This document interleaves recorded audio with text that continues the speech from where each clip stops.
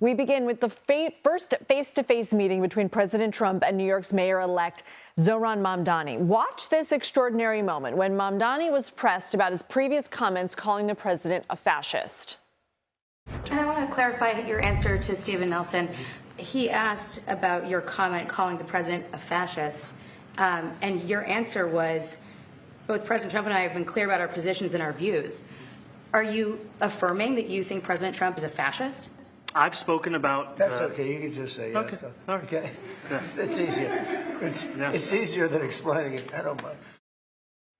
CBS News political reporter Zak Hudak joins us now. I mean, Zak, if you would like to give us a play-by-play of what that moment meant to you, let's do it. But also a pretty cordial meeting between the pair. Very different tone from the last few months. Lindsay, it's great to see you. It is. The two of them, as they said, had a private discussion about affordability in New York, and then they opened it up. And we saw them getting along really well and hitting it off, starting almost a bromance, it seemed like, between the two of them.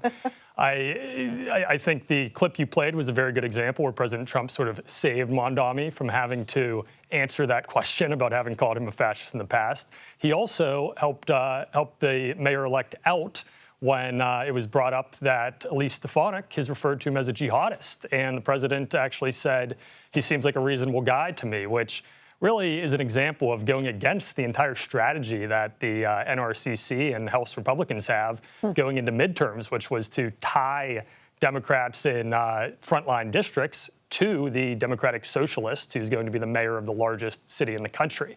I think this was surprising to a lot of us, but at the same time, the two of them have a lot in common. Even though they're on opposite ends of the political spectrum, they are both populists. They both have focused their campaigns in the past almost entirely around affordability of Americans.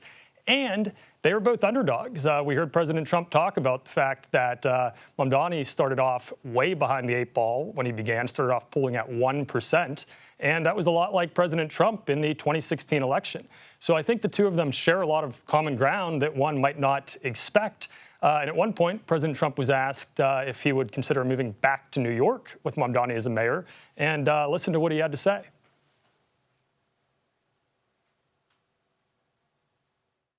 Yeah, I would. I really would. Especially after the meeting. Absolutely. What makes you comfortable? We agree on a lot more than I would have thought. I think I want him to do a great job.